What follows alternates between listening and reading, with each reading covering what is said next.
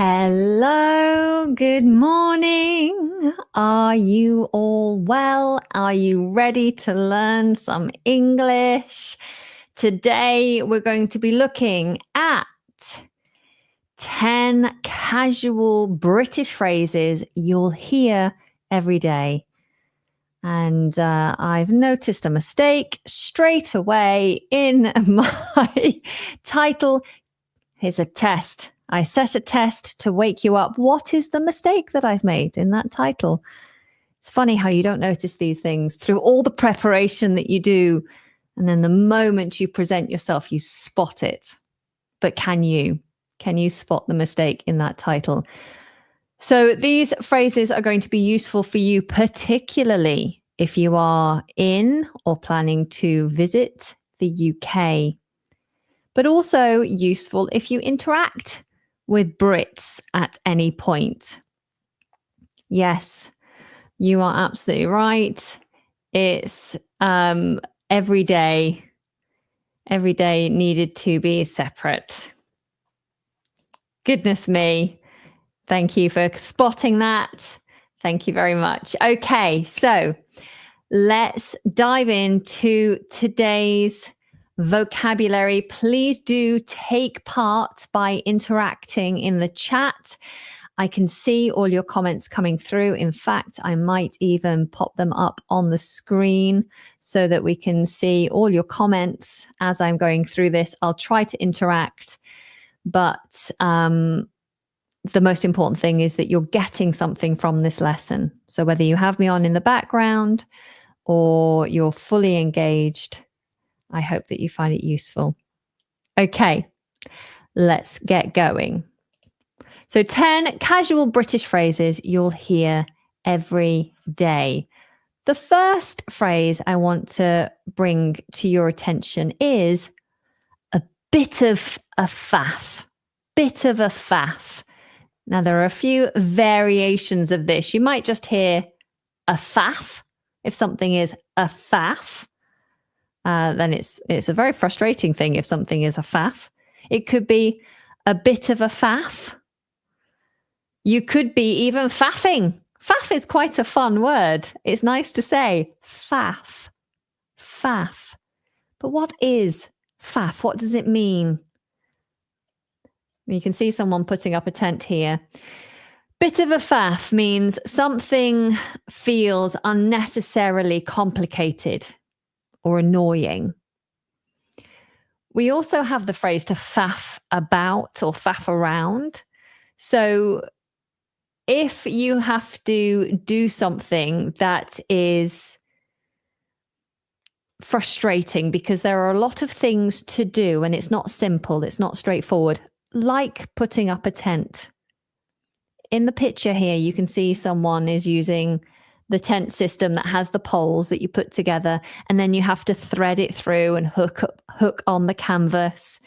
And then you have to find everything in the right orientation to get your tent set up properly. And then you have to peg it all in. So setting up a tent is a lot of work. There are lots of steps. And there's lots of messing around and organizing that you have to do. And it can be a little bit complicated. It's definitely annoying. So that sits squarely in the middle of being a faff. It's a bit of a faff. I would also say that doing arts and crafts with young children can be a bit of a faff. There are so many things you have to consider. You have to protect all the surfaces. You have to keep them entertained while you're trying to set up and stop them from diving in and just creating chaos. You have to protect their clothing, make sure they're not sticking their fingers in their mouths. You have to then find the craft material that you're going to use. Maybe there's a box full of crafts that's now completely disorganized. So you're digging through trying to find the lollipop sticks and the pom-pom balls. And then you can't find the glue and you have to find the glue. Doing arts and crafts with toddlers is a faff. It's a bit of a faff. Trying to get out of the house with children can be a bit of a faff. You have to find their socks, put their shoes on the right feet, help them get their coats on, zip up their coats. Have they got the right things in their bags? Have they got the hats and their scarves and their tissues and their snacks and their drink? Oh, it's a bit of a faff. It's a bit complicated. There are many steps. There's a big checklist. My goodness, it's a bit of a faff. What would you describe as being a faff? So the example sentences I have on the screen are, I tried to cancel the order, but it was a bit of a faff. I've recently tried to set up a bank account, a simple kind of savings account, but it was a bit of a faff. I thought I would just go to my bank and click on a button, type in some information, and boop, there you go, a savings account. But no, you have to fill out all the information, then print off a form, then fill out the form, get that signed, and then put it in the post and send that off. And then provide documentation. It's a bit of a faff. And that's just opening a bank account. Try closing a bank account. You'd think closing a bank account would be really easy, but no, it really isn't. It's a bit of a faff. So much so that I tend to just forget about it. Here we have the example. For a so-called pop-up tent, it was a bit of a faff to put together. Yes, some tents sell themselves on being zero faff. They pop up, they do the hard work. All you have to do is unzip them and let them go and they go poof. But that's not always the case. In fact, pop-up tents tend to be very much a faff when you are trying to fold them back down. I have a pop-up green screen and it comes in this little neat I'm going to show you. Hang on. Wait there. 1 second. I'm coming. So it's one of these. This is a full-sized, huge green screen. I just have to unzip it and it explodes. As soon as I open it up, it explodes into a huge green screen. It's brilliant. Can I put it away? Oh, no. I cannot put it away. You have to bend and fold and manipulate the frame in such a way that it comes back down to this shape. I can never, ever work it out. It's such a faff. And it frustrates me. So what I tend to do is just leave it. I just leave it out on the side until my partner comes along and complains. And I say, well, I can't do it. I don't have to do it. So he does it for me. Yes. So you can consider a faff being something that wastes time. But it is an activity. It is like doing. It's something that you have to do. And it feels like a waste. It feels like, bah. If someone is faffing around, then that suggests maybe they are doing things that are not important, and in which case they are wasting time because they're not being productive. Okay. All right. What are you guys faffing around with? You are going through the airport. TSA is a bit of a faff. Yes. When you're going through security, having to take off your shoes and take off your belt and take out your devices and put all your makeup and your little lotions and potions in a plastic bag and all that stuff. That's a bit of a faff, isn't it? Any other faffs? Just got back from our first experience camping in a family tent.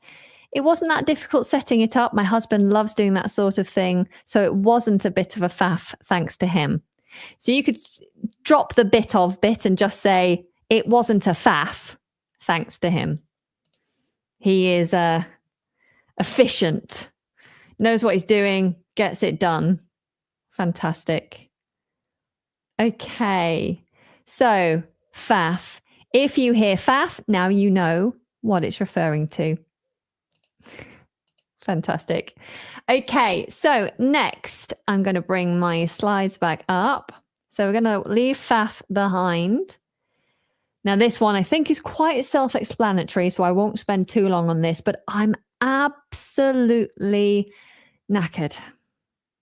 Knackered. We drop the K, that's silent. Knackered. I'm absolutely knackered. This is a very common phrase. Now, it has been suggested in the past that this wasn't very polite. To say you're knackered is not that polite. But honestly, I don't sense that these days. I think common usage now, modern usage of the word knackered doesn't have any negative connotations apart from the fact that it means you are extremely tired. So I'm absolutely knackered. Yeah. I use this a lot because I am always really tired. I don't know what it is about being at this stage in life when you have young children, school-aged children, and you're running your own business. I run a school. I've got many courses, a fluency program, conversation classes. There's so much going on with my business and 2 young children and all the school admin and the having kids admin and the house admin. I am always absolutely knackered. Now, you can simply say knackered, but the word absolutely, it's like a collocation. They sit together very well.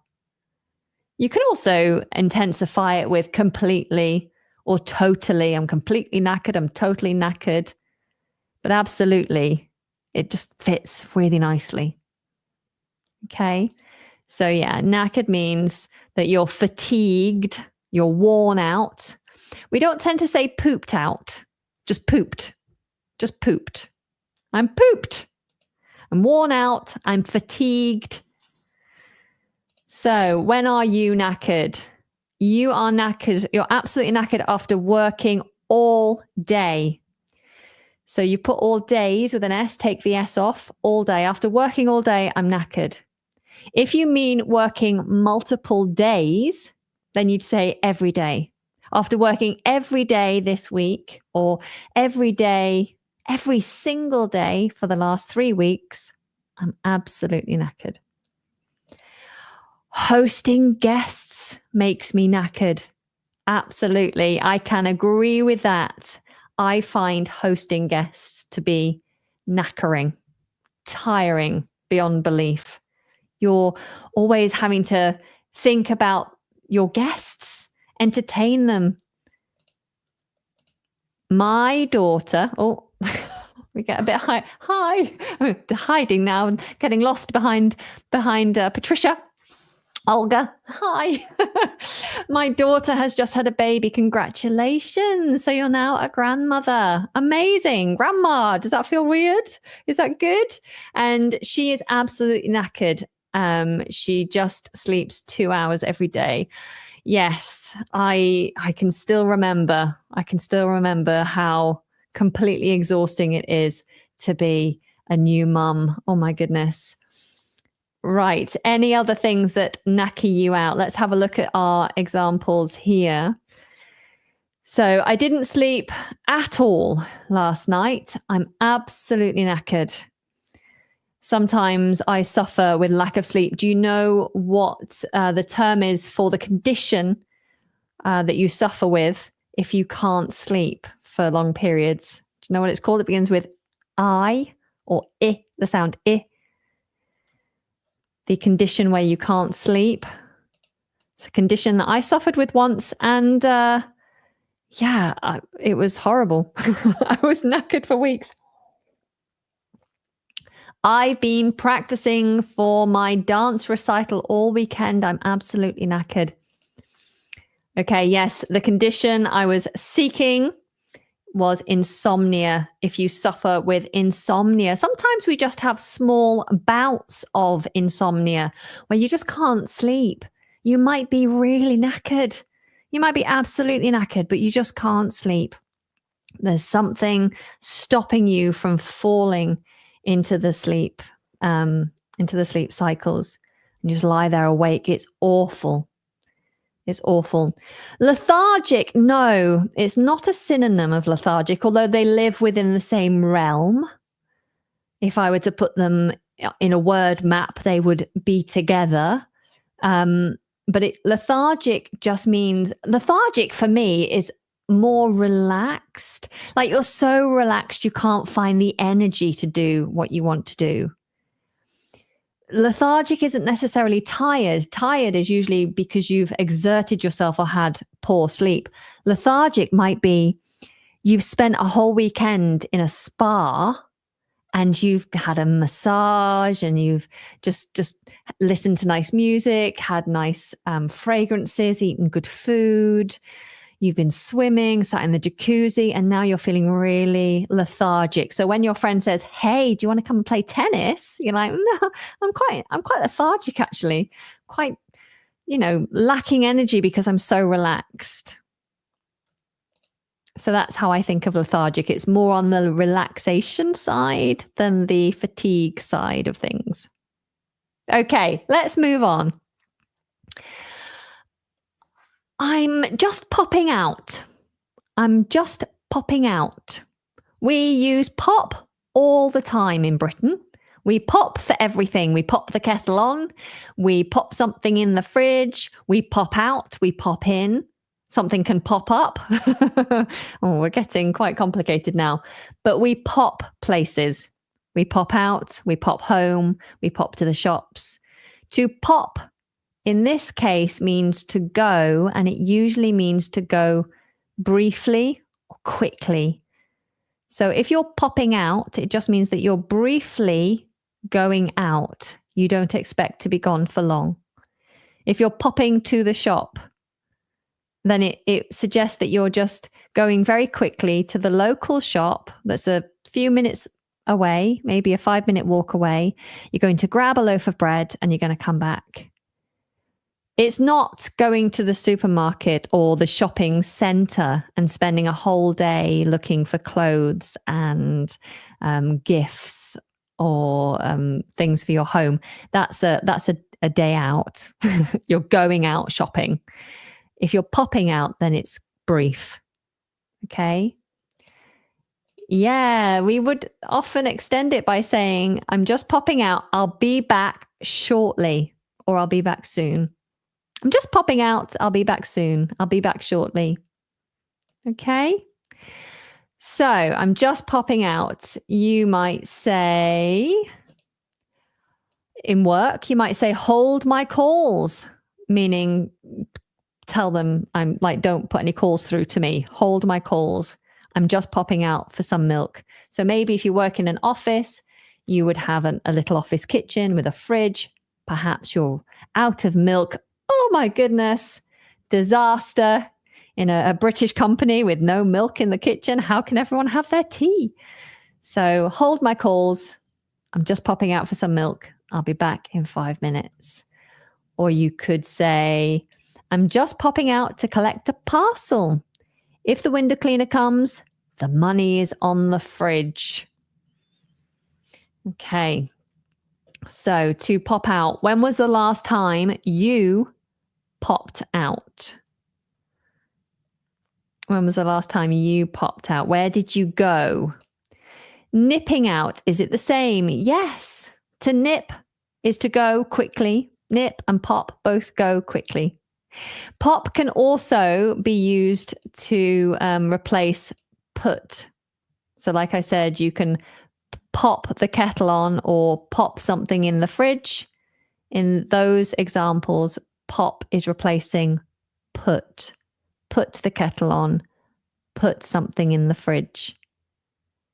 So pop replaces go or put. But nip can also be used to replace go. I'm nipping out. I'm nipping into the shop. I'm nipping home. That really does suggest speed. I'm doing it very fast. Okay. Silly sausage. You said, "I'm just going to pop out to get a cuppa. I'll be back in a jiffy." That is a very British sentence. I'm just going to pop out. I'm just going to go out to get a cuppa, to get a cup of tea. I'll be back in a jiffy. I'll be back very soon. I'll be back in a short time. Fantastic. I just pop out in the balcony. So you go onto a balcony rather than in a balcony. You're on a balcony. So I will, or I'm going to just pop out onto the balcony. Okay. All right. I can see some questions coming through on different aspects of English and pronunciation. I will do questions at the end. For now, I'm going to keep focused on these phrases. So, I couldn't care less. I couldn't care less. This phrase suggests that you care so little, so you don't care. You care so little that you couldn't care any less. It couldn't get any worse than that. I couldn't care less. This phrase, I would be careful with. This really does suggest that you are disinterested, almost in a rude way, actually. It suggests that you don't want to engage. So if somebody says to you, hey, where do you want to go for dinner this weekend? We're going to go out for a nice meal. Where do you want to go? If you don't mind, if you have no preference and you will happily go wherever your friends decide is the best place to go, don't use this phrase. If you say, I couldn't care less, it suggests that you don't care about going for a meal with your friends. You probably would rather not go. That's what it suggests. In that situation, you want to use I don't mind. Okay, so there's a big difference between I don't mind versus I don't care or I couldn't care less. Okay, so I don't mind is soft and warm and kind. Do you want the pink one or the blue one? I don't mind. You choose what you want and I'll take whatever's left. I don't mind. Where do you want to eat? I don't mind. I don't care suggests I am not interested. It's not nice. I couldn't care less. Yeah, so just be careful with the two phrases. So it means to really not care at all. Here are some examples of where you would use it. People keep arguing about it online, but honestly, I couldn't care less. So, for example, perhaps there's something in the news about political gossip. A politician has been caught saying something or doing something years ago that's deemed inappropriate, or they've called another politician a very rude name, and they're all arguing about it, and maybe everyone's talking about it. And then they say to me, Anna, what do you think about this political disagreement? And I'd say, to be honest, I've got my own problems. When it comes to politics and infighting, I couldn't care less. I couldn't care less. So I don't care about political gossip. I couldn't care less. Another example, and you can think of your own examples as well. I'll come to your comments in a moment. Janine was really upset about losing the match. It was only a friendly. I couldn't care less. Okay.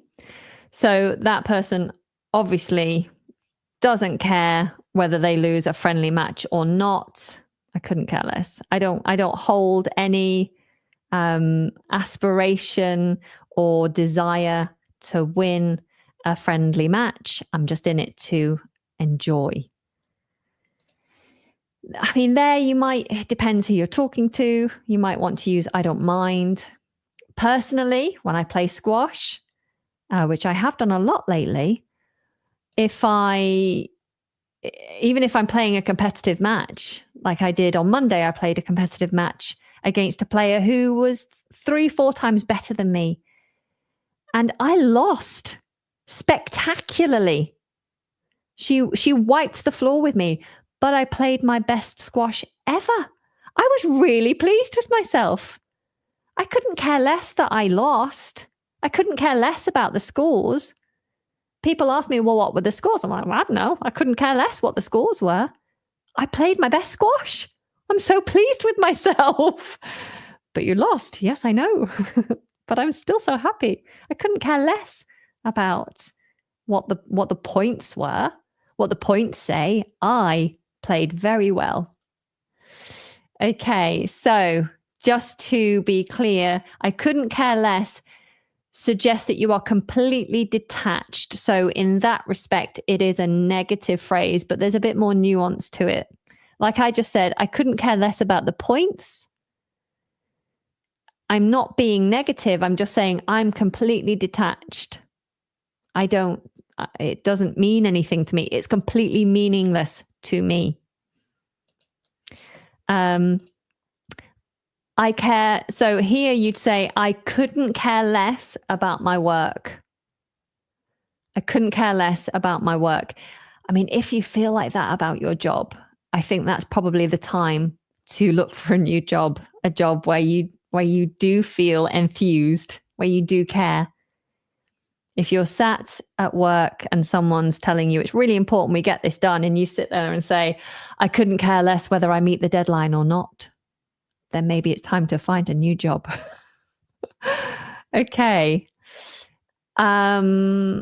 Patricia, I couldn't care less about the latest political news. I couldn't care less about the latest political news.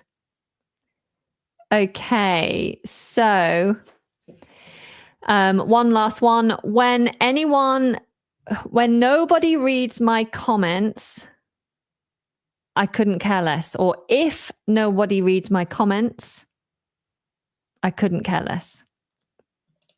Okay, hopefully that is clear. Let's move on to our next item. I'm not being funny, but have you ever heard this?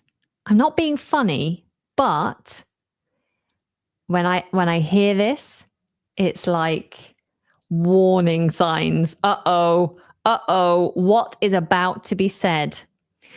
I'm not being funny, but is a precursor to something very direct, possibly something upsetting is about to be said. So something that might upset me because it's very honest, very blunt, or maybe something I'm just not going to like to hear. Like what, Anna? What could possibly be the statement that follows? Well, it might be something like, I don't like your cooking, or I don't like the way you're dressed, or you're not very good at what you're doing. So it's used when someone's about to say something a bit awkward or critical. They're going to criticize you. For example, I'm not being funny, but this soup tastes like cardboard. Do you think so? My homemade soup? You think it tastes... What? It tastes like cardboard? Oh, no. Or, I'm not being funny, but did you look in the mirror before you came out tonight? Yes? What are you saying? What's wrong with the way I look? What's wrong? What's the matter? Well, your makeup. Did you do your makeup in the dark? When I was younger, getting up very early in the morning, it would be dark, and I'd put my makeup on in the dark, and then I'd come out, I'd get in the car, or I'd arrive at work, and I'd catch sight of myself in the mirror and do a double take. What? My makeup is way too heavy, or like my blusher wouldn't be rubbed in, or like my makeup, it would just be a mess. And I think, oh my goodness, I must turn on the big light when I do my makeup early in the morning, because this is really bad. So have you ever heard, I'm not being funny, but And then what came after? What came after? Bentley, you said, I'm not being funny, but if common sense were currency, you'd be skint. Oh, gosh. I feel like that's a prepared slight, a prepared, what's the word? What's the word? Insult. I'm not being funny, but did you hear the news before coming to school? Okay, what was the news? I'm not being funny, but your background, is that what you're saying? Your background is really phenomenal. I think that's a misspelling for background. Yeah, I'm not being funny, but the room smells a bit funky. Yeah, good. That's a good one. Okay, so if you are going to say something which is going to be direct and blunt, you might try to soften it or at least warn the person that you're speaking to that it's coming by starting the sentence with, I'm not being funny, but. Okay. And sometimes people will use this even if they don't care about offending you. So it really does depend on the delivery. If you genuinely don't want to offend, but you're trying to be very direct, then the tone matters, the delivery matters. I'm not being funny, but so be warm rather than I'm not being funny, but if you just throw it out there like you don't care, then it's almost pointless even saying this phrase. Okay, what comes next? Ooh, role play challenge. Okay, so I'm going to do a little role play now, and I want you to try and guess what. Oh, no, not that one. Here we go. I want you to try and guess which of the phrases, if you can remember them, I am acting out. Okay, so here's the first one. I'm role playing. Which of the phrases would I be using here?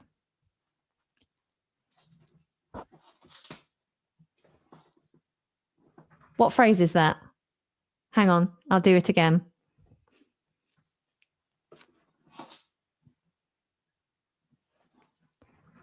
What was I doing? I'm giving you a little heads up. I'm giving you a little indication. And then I'm getting up and leaving. What am I doing? What am I doing? Yes, I am popping out. So you see there, we can communicate in British common phrases, just with a little signal. I'm just going to pop out, And actually, we do that often. If you're in a crowded room, if there's something going on where you can't raise your voice, maybe someone's giving a speech or, I don't know, maybe you're at a wedding or a birthday gathering and there are speeches, but you need the loo or you need some fresh air. You might just catch eyes with your person and say, and just by doing that, even if you don't catch the words, they're saying, I'm just popping out. I'll be back in a minute. I'm just popping out. Okay. Fantastic. All right. What about this one? Another phrase coming.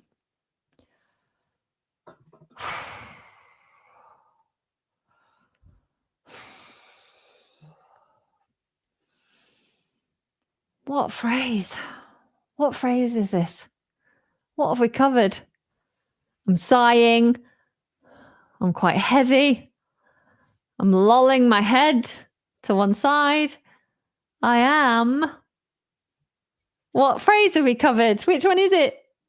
There we go. Absolutely knackered. Yes. Good. Well done. Okay. One more. Here we go.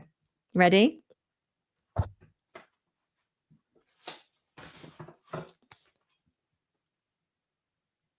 What phrase is that? I'm seemingly very indifferent, shrugging my shoulders, folding my arms, turning away. I've got a very neutral look on my face. Close, Patricia, close. There we go. There we go. You got it. I couldn't care less. I couldn't care less. And I am showing you with my body language. I'm shrugging. I'm folding my arms. I've got my head tilted, but with no positive expression on my face. I'm turning away. I couldn't care less. Very different. I don't care less is not correct. So remember, it's couldn't, which you did get. Okay. Yes, I couldn't care less, not don't care. Yeah. Okay. I couldn't care less. Fantastic. You guys are brilliant. So let me now get back into our phrases. You guys were great at the role play. All right, here's another phrase for you. Ready? Da, da, da. You all right? You all right? Yes, we are live. We are live. You're asking live, and I am here live. Woohoo! You're all right. Are you all right? We shorten this to simply, you all right? You all right? And this is just our very casual way of saying hello. And it is a question, although it's not always treated as a question. I could be walking down the street and see somebody I know and say, you're right. And they'll say, you're right. And then we just walk past each other. We've both said, are you all right? And they answered, are you all right? And neither of us have said, yeah, I'm good, thanks. We just say, you're right. You're right. It's very bizarre, but it's kind of a, yeah, hello, hi, yep. I acknowledge you and keep going. But it can also be treated like a question. You all right? Yeah, I'm good. How are you? Yeah, you all right? Yeah, I'm all right. Okay, so it's a, how are you? It's a very light, casual phrase, and it's used all the time. So like you just heard me say, you're right, could be returned, yeah, you. Yeah, you. So it's very shortened. Are you all right? Yes. Are you all right? You all right? Yeah, you. Or you might have, you all right? What have you been up to late? Or what have you been up to recently? Something you might say if you've not seen someone for a while. Okay, so nice and simple, very common. You're all right. Just treat it as a greeting. Okay, something a bit different here. Now, out of these three phrases, can you spot the common British phrase? Out of these three phrases, can you spot the common British phrase? Which one of these is the common British phrase? Bit of a faff, a right to do, a bit of a rigmarole. Which one? Which one is the common British phrase? Bit of a faff, a right to do. I can't help but do this in the northern accent. A right to do. A bit of a rigmarole. Okay, so this one is tricky. It is tricky. So the phrase that we covered as being a common British phrase, of course, was bit of a faff. So we've covered that one. So we know that that one's a common British phrase. You hear that a lot. This, maybe not as common, but it definitely is quite a British thing to say. A to-do. What's a to-do? Well, you have a to-do list, but this is different. This is a right to do. What's a right to do? Does anybody know? A right to do. Oh, I went down to the high street today and there was a right to do going on outside the supermarket. Does anybody know? So a to-do in this sense is like a commotion, some argy-bargy, a kerfuffle. So a right to do is just something, it can be an incident where like there's some arguing going on, or there's a lot of activity, noise. There was a bit of a to-do in the school hall today at lunchtime. I don't know what was going on, but there was a lot of activity, a lot of noise. Something was happening, but I don't know what. Just a bit of a to-do. Okay. And a bit of a rigmarole. Again, it's kind of something that takes a lot of effort and a bit of faff. It's very similar to faff. There's a lot of steps involved. It's a bit tricky. There's a lot to do. It's a right rigmarole, having to pack to go on holiday. We've got to go into the attic, get the suitcases out, wash all the clothes, find everything we need, pack it all up, then try and fit the suitcases into the car, then make sure we're the right weight to get them on the plane. It's such a rigmarole. Okay, so they're all common-ish phrases, but the main common British phrase that we're looking for here is a bit of a faff. It's my cheeky way of introducing you to more vocabulary. Okay, can you spot the common British phrase? Not quite my thing. Not my cup of tea. Doesn't tickle my fancy. Which one is the common British phrase? Not quite my thing. Not my cup of tea. Doesn't tickle my fancy. Anybody know? They all mean it's not something that interests you. So you might say that going to a music festival and camping at a music festival like Glastonbury is not quite my thing. It's not something I would enjoy very much, not as much as other people. It's not quite my thing. You might say that watching football is not your cup of tea. You don't really like watching football. You're more of a cricket person or maybe a tennis person. You don't really like watching the football. That's not your thing. It's not your cup of tea. Or going on a hike through the jungle and sleeping in the wild, getting back to basics. That doesn't tickle your fancy. You prefer a beach holiday with a nice hotel and a swimming pool. Going wild doesn't tickle your fancy. Okay. The most British of the phrases, the very common British phrase is not my cup of tea. But I'd say a close second is doesn't tickle my fancy. I love that phrase. I think because it has the word tickle in. Doesn't tickle my fancy. Silly sausage, you said doing TikTok videos is not my cup of tea. Very good. Okay. Very, very good. Let's have a look. What's the next spot? The common British phrase. I think this is the last one before I introduce you to some more phrases. So which is the most common British phrase? I couldn't care less. It's all the same to me. Couldn't give a monkeys. Which one's the British phrase here? They all suggest that you don't have a preference, that you don't really care. So 3 phrases that suggest you don't have a preference. You don't really care. But which one's the most British, the most common British one? Patricia, you're saying the first one. Yes, you'll remember this is the one we covered. I couldn't care less. I couldn't care less. However, again, this is a bit of a trick. I couldn't give a monkeys is also very British. I wouldn't say that it's something used by everyone around the UK. You'll find different groups of people using this particular phrase, but this is a very British phrase too.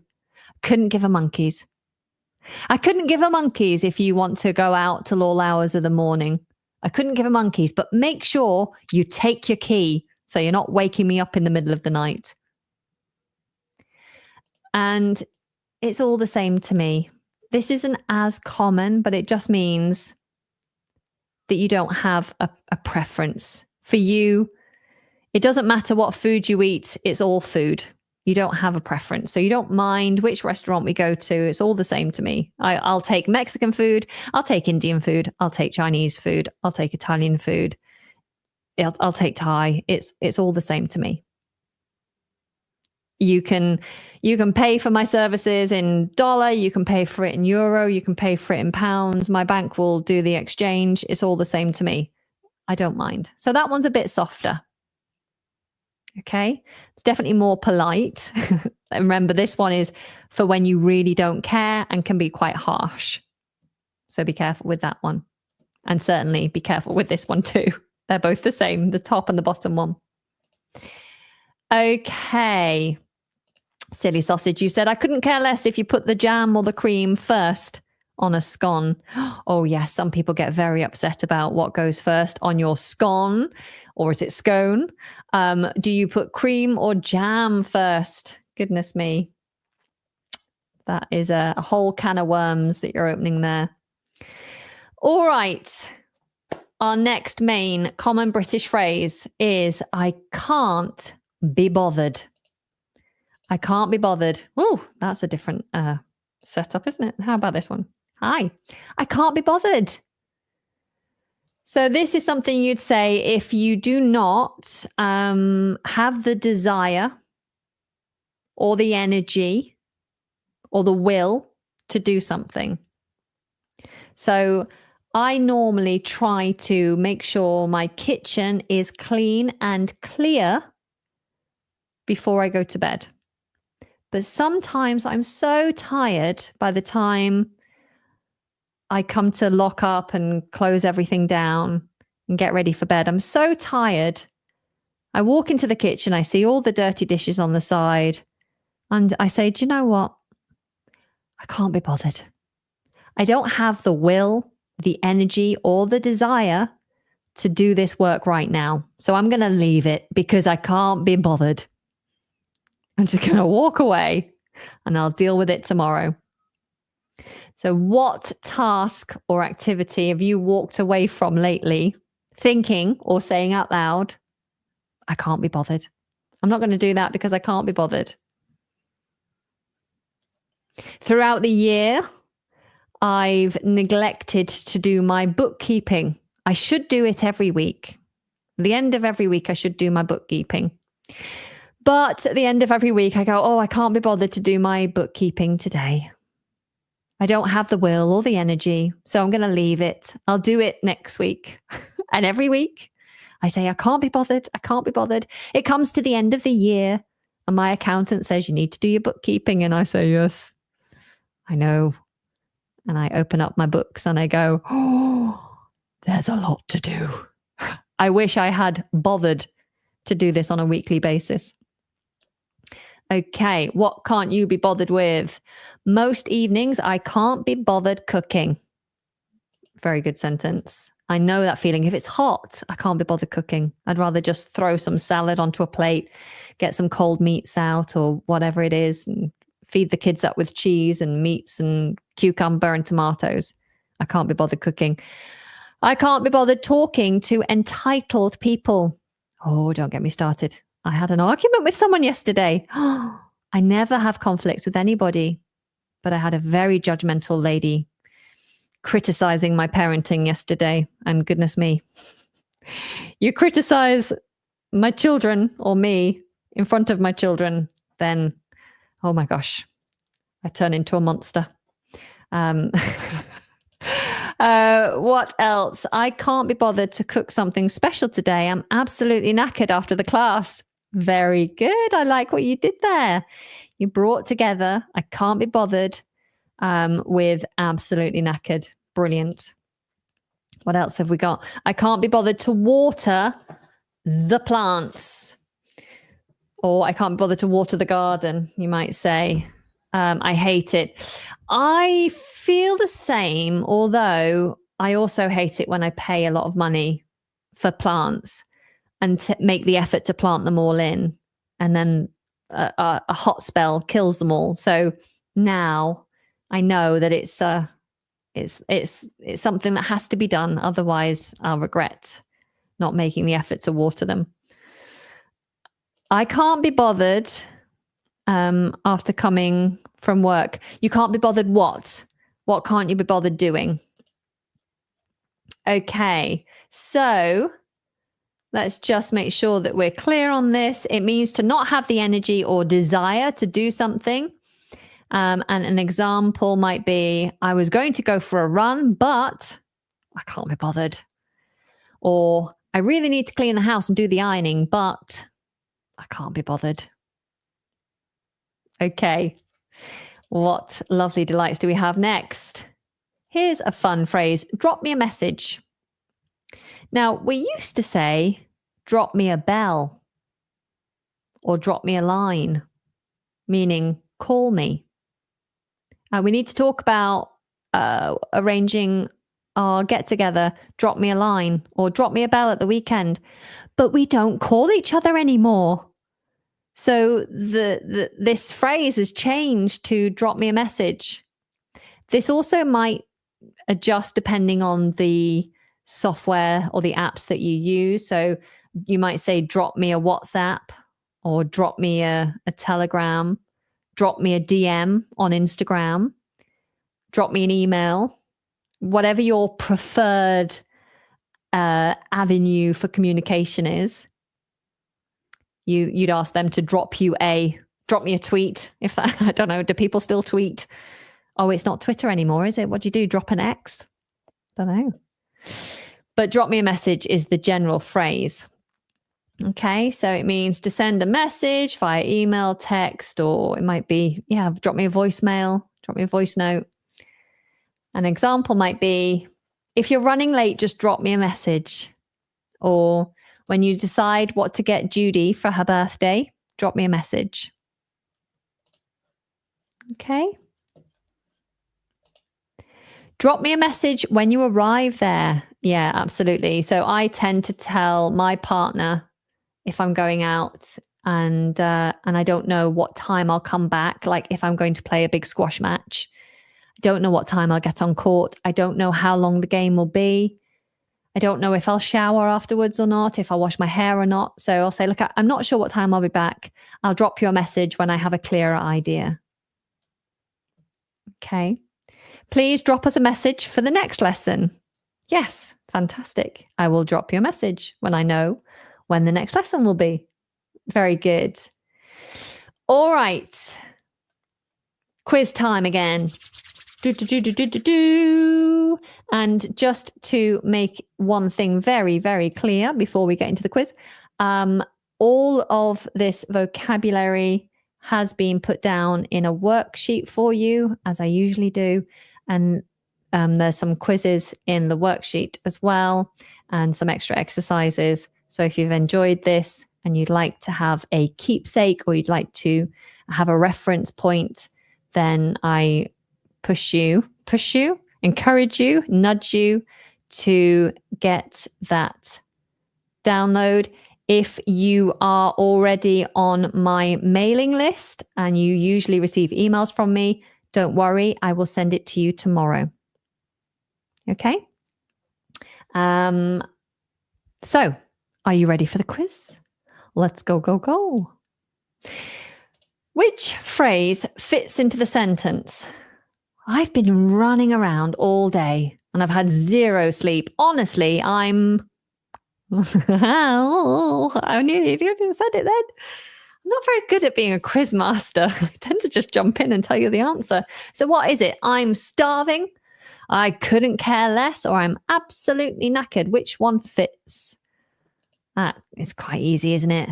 It's quite easy. The answer is C. I'm absolutely knackered. I've been running around all day and I've had zero sleep. Zero. Honestly, I'm absolutely knackered. Notice here the phrasal verb running around. This can either literally mean run, like I might go to the gym, but instead of working in the gym, I might go and run around the field for the entire session. So literally running in a circle around the field. However, it's usually used as a phrasal verb to mean busy, moving between places, doing different tasks. I could be running around the house. I'm not literally running. It just means I'm up on my feet and I'm busy doing things around different areas of the house. So running around the house, getting ready to go on holiday might look like going to the washing machine, emptying the washing, taking the washing upstairs, putting it into all the different bedrooms, sweeping, dusting, coming out into the garden and watering the plants. That's running around the house. You could run around town, going to different shops, doing your shopping, running your errands, running around. Okay.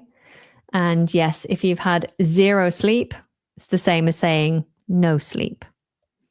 Or I haven't had any sleep, you could also say.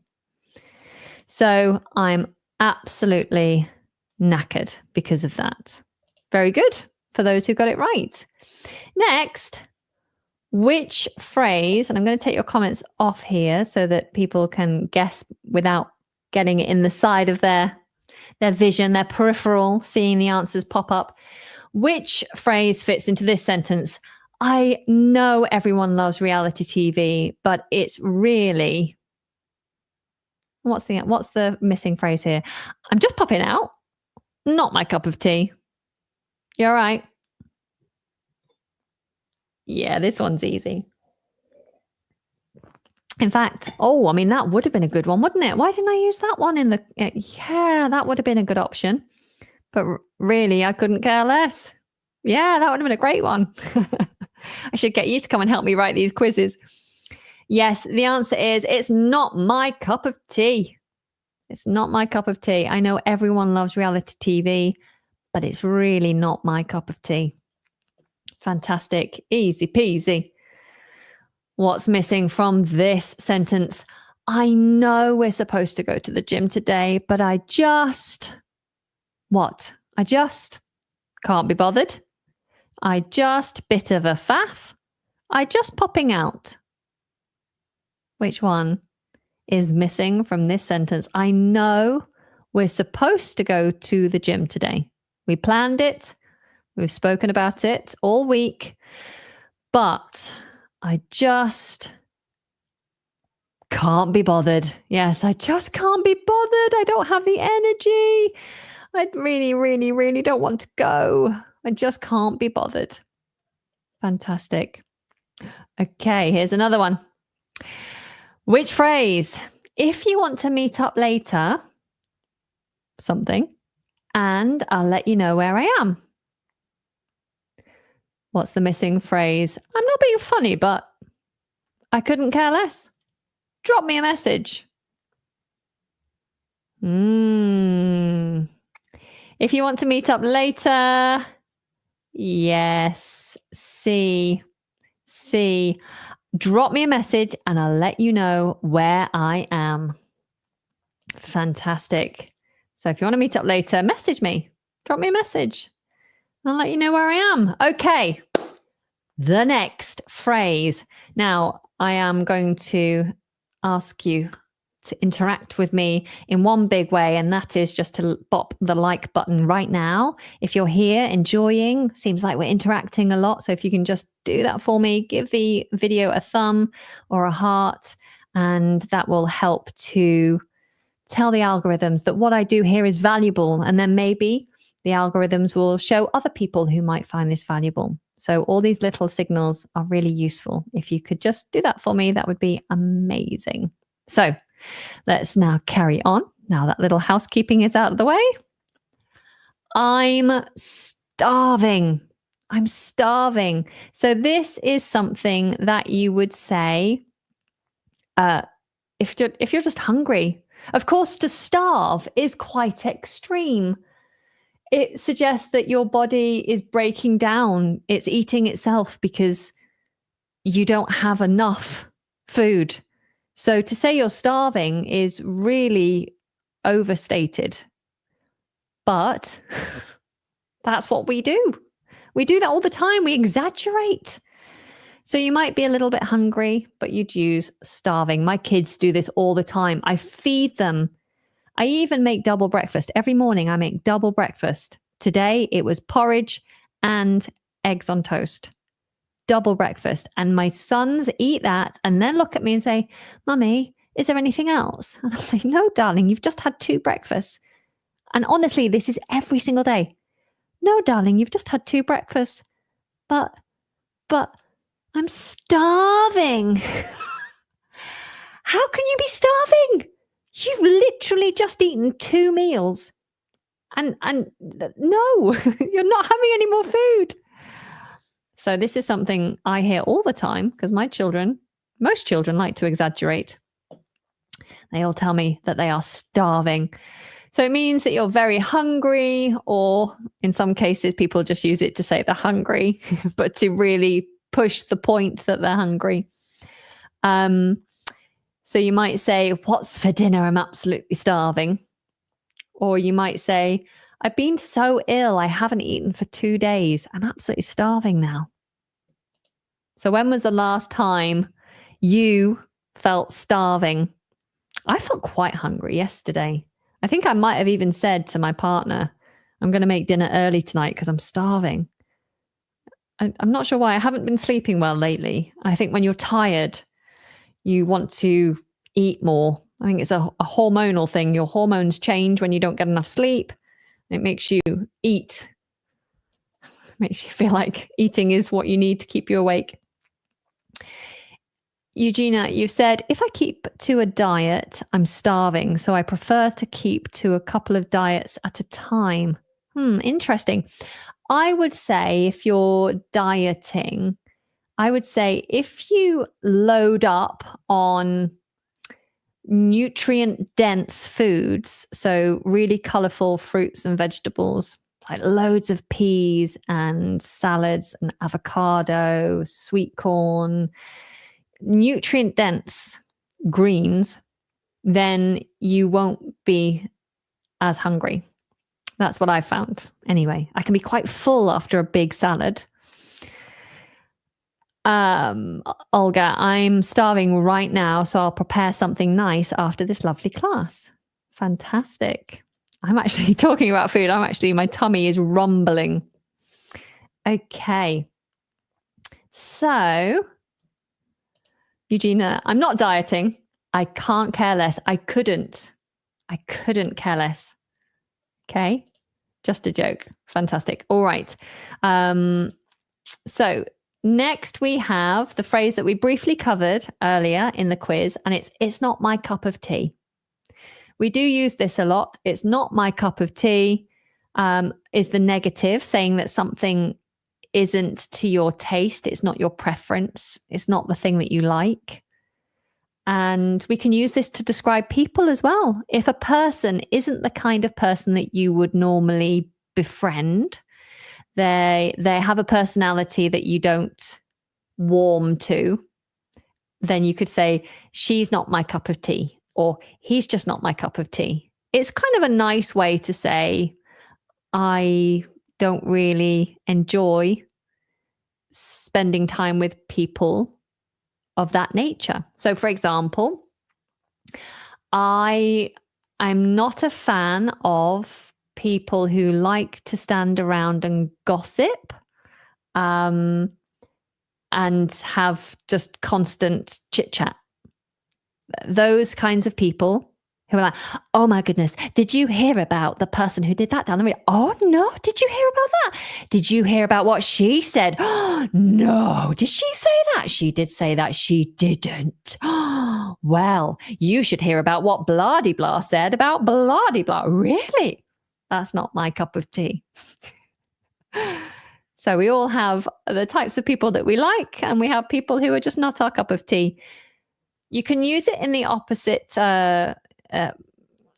What's the word? We can use it for the positive as well. So to say something is your cup of tea means that you do like something. Yeah. So I might say climbing and outdoor sports are my cup of tea. That's what I like. Yeah. The very same phrases, you can swap them out for it's not my thing, it's not my cup of tea, and it is my thing. That's my thing. Squash is my thing. Squash is my cup of tea. Gardening is definitely my cup of tea. Gardening hasn't been my thing up until now, but I've really enjoyed gardening in the last few years. So I'd say maybe gardening is my cup of tea after all. Okay. Right. So let's have a look at some clear examples just to drive this home. It's a polite way to say you don't like something. You might say reality TV. Nah, it's not my cup of tea. Or thanks for the offer, but skydiving, it's not my cup of tea. Okay, fantastic. All right, so that brings us to our 10. So let me briefly go over what we covered. We had a bit of faff when something is a bit tricky, a bit complicated, a lot of doing, and annoying in the process. Maybe you think you're doing lots of things but not really progressing. It's a bit of faff, like putting up a tent. If you're very tired, you might say, I'm absolutely knackered. Absolutely knackered. If you're going somewhere quickly and you intend to come back quickly, then you'd say, I'm just popping out. I'm just popping out. If you really don't care about something, you're completely detached from it, and you don't mind being blunt and direct, you could say, I couldn't care less. I couldn't care less. If you're about to say something that's quite harsh, maybe a bit critical, but very honest and direct, then you'd start your sentence by saying, I'm not being funny, but, and then you say it. If you want to casually greet someone, you could say, you all right? You all right? If you've lost all energy and desire and drive to do a thing, then you'd say, I can't be bothered. I can't be bothered. If you want someone to message you, either via email or on text or voice note, WhatsApp, you'd say, drop me a message. Drop me a message. If you're hungry, particularly when you're really hungry, then you'd say, I'm starving. If something isn't your preference, it's not something you like, but you want to be polite, then you'd say, it's not my cup of tea. It's just not my cup of tea. Okay, fantastic. Well, I do hope you found that useful. And remember, there is a 12-page PDF that you can access. If you are already on my mailing list, then don't do anything. I will send you the PDF tomorrow.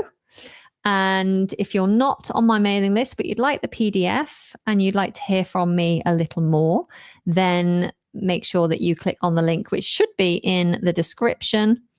And I will send that over to you once you join my wider community on the Fluency mailing list. I do hope you enjoyed it today. I found it useful. Remember, I'm going to try to go live more regularly in an effort to really engage with you guys again. Over the summer, it's a little more tricky because of the children being off school. Next week, I will not be here at all. Don't despair. My podcast will still run. So you can go to the English Like a Native podcast on any streaming service and get me on a daily basis from Monday to Friday. You'll also see some content going out on Instagram. But here, there'll be no live next Friday. But after that, for the weeks following, I do intend to continue with my weekly live. So if you're not already subscribed and you haven't turned on notifications, now is a good time to do it so that you get notified when I set up the next live. I will try to keep it to Friday mornings, if that's what you like. Great. Thank you so much. Okay. I will give you the floor. So if you have some questions, I will be here for another few minutes. So ask away. Your lessons are my cup of tea. Thanks a lot. Thank you. That's very sweet. And I love that you've used the phrase there as well that we've learned today. I really appreciate your kind words. Thank you. It was a pleasure to listen to you. It was a pleasure to have your interaction. Thank you. And if you do decide to go on a diet, nutrient dense foods. I don't really like to think about dieting because dieting suggests restrictions. And I think it's hard to sustain a restricted lifestyle if you feel like you're missing out. So I always prefer to think about switching to nourishing and good food that feeds me and fuels me, rather than eating foods that hurt me. That's how I think of it. So I don't restrict, I just increase the amount of good food that goes into my body. I'm quite passionate about food.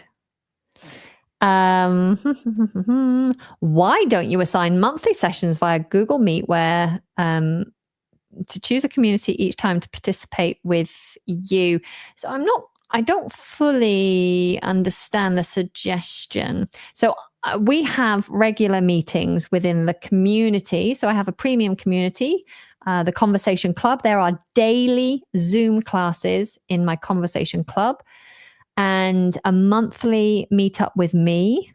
Well, it happens twice a month, but that's on Zoom. And then other classes and events that happen live in Zoom as well. So that's within my community. So that's my premium community within my club, or for those that take the courses. And you can learn more on my websites on the screen there. So if you are interested in a more premium learning experience with live classes or courses and resources, then head to the website to see what's going on. Join the mailing list to hear about offers and promotions and things. Thank you, Anna. Been with you since 50,000 subs, now over 1 million. Hope you'll grow even more. Thank you. I'm glad that you've been here for such a long time. 50,000 subs was a long time ago. And yeah, I'm over 1 million now, but growth has slowed a lot. I think everything's changed so much. The introduction of AI now means that making videos is easier than ever, and the platform is being flooded. And so it's really hard to cut through and let you guys know that I've got a new video or I'm going live, which is why it's so important to turn on those notifications. So yeah, I'm struggling to grow at the moment, but I'm still getting through to my core students. So that's what's important. Thank you for the live lesson. Your lessons are my thing. Fantastic. Thank you very much. Merci, Peter. Thank you, Danila.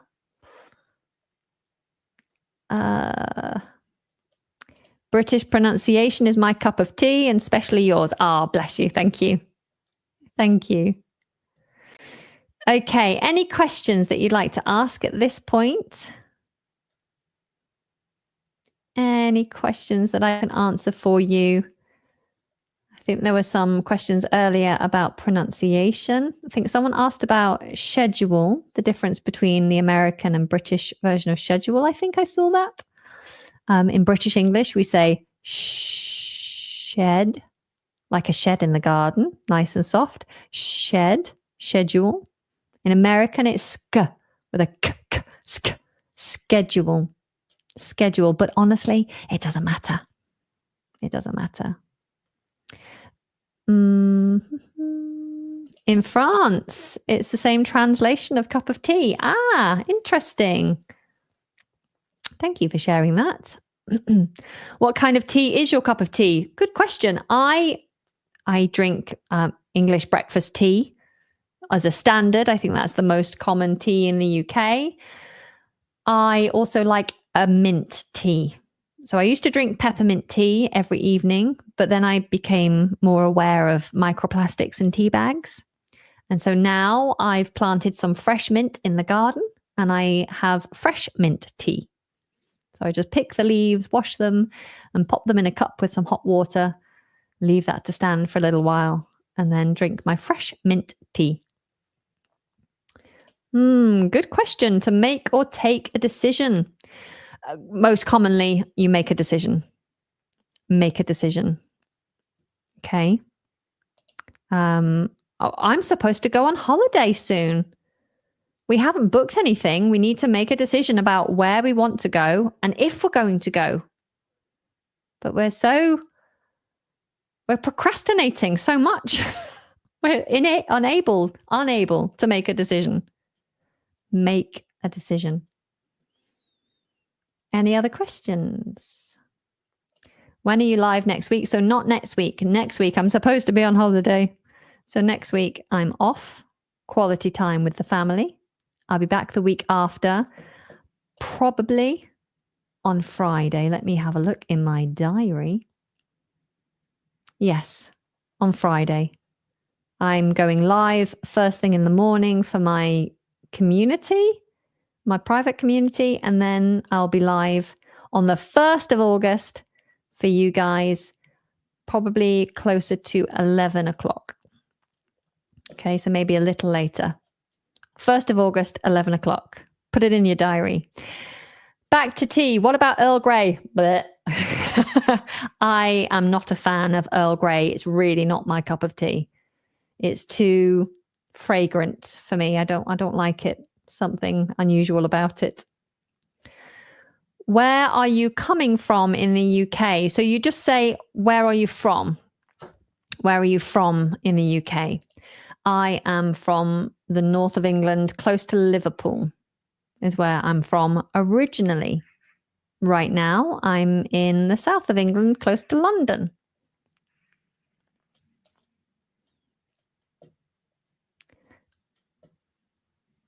Okay, what's the difference between saying a father of 3 and father to 3? Good question.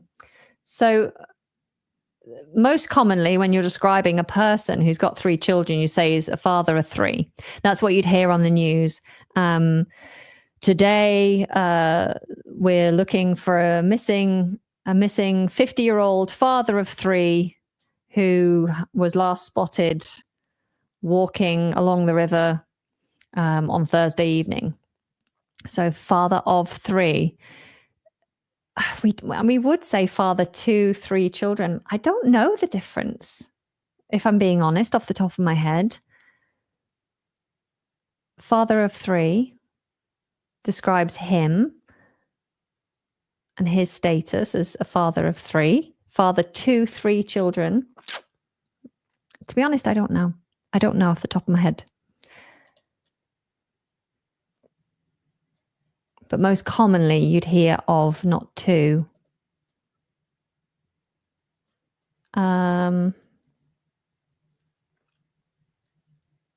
Okay, Vladimir. Anna, how to shake the rust off? I've been a C2 for 10 years now. I consume information purely in English, but I've noticed it's hard for me to speak lately, though I was fluent. Any recommendations?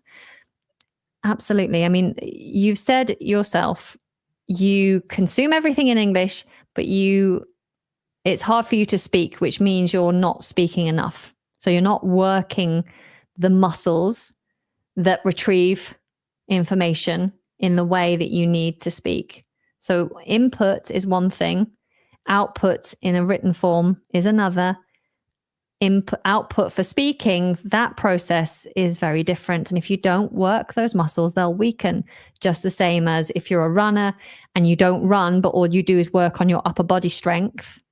You'll have great upper body strength. You might have great core strength, but you'll lose the muscles in your legs and it'll make physical running much harder when you come back to it.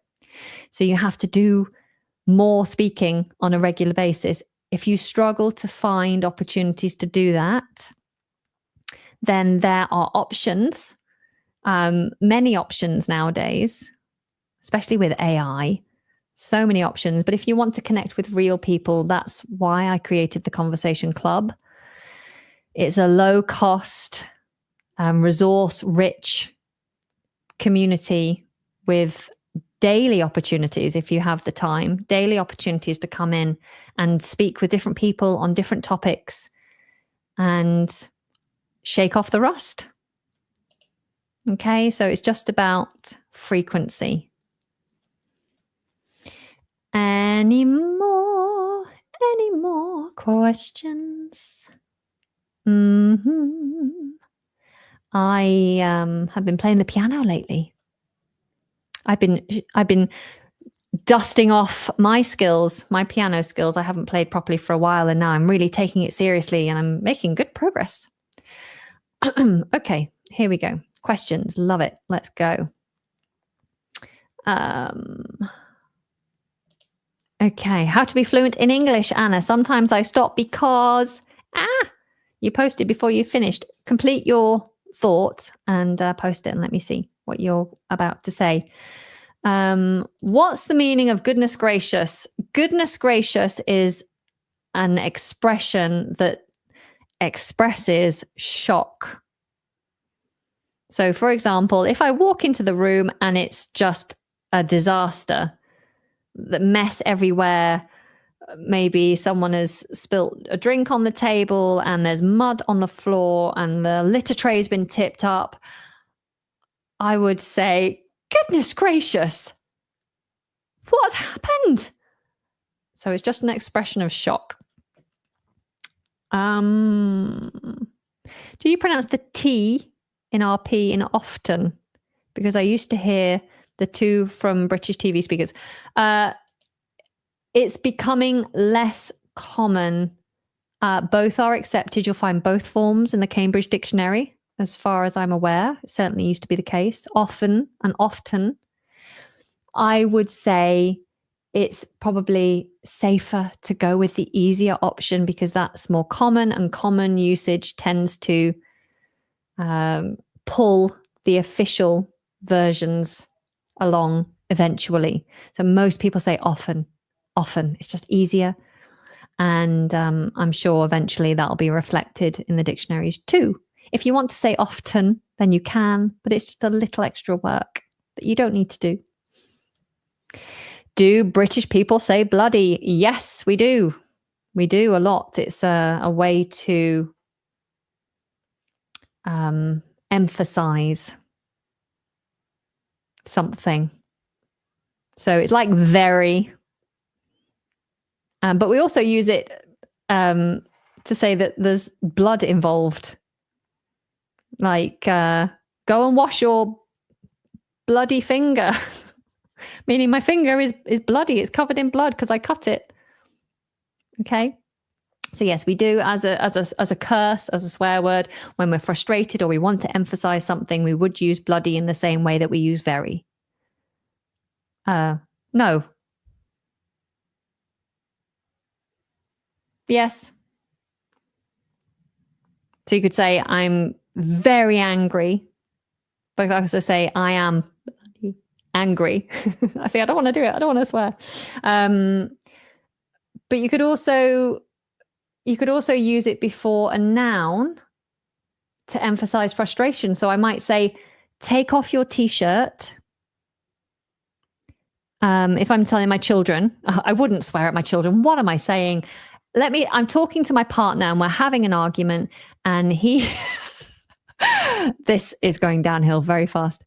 And I'm trying to do the laundry and we're having an argument and I just need him to take off his dirty t-shirt so that I can put it in the laundry. But we're having an argument. And so I might say, just take off your bloody t-shirt so I can put it in the laundry and turn on the washing machine. Okay, so you can use it in exchange instead of very, but you can also use it before a noun just to emphasize your frustration. Okay. Oh my goodness. All right, guys, I am going to have to stop in a second because my children finished school early today. It's the end of the school year. Okay, so I'll do one last question. Oh my gosh, I've scrolled down as well, so I've missed some here. Okay. Let me just do this one and then I will have to say my goodbyes.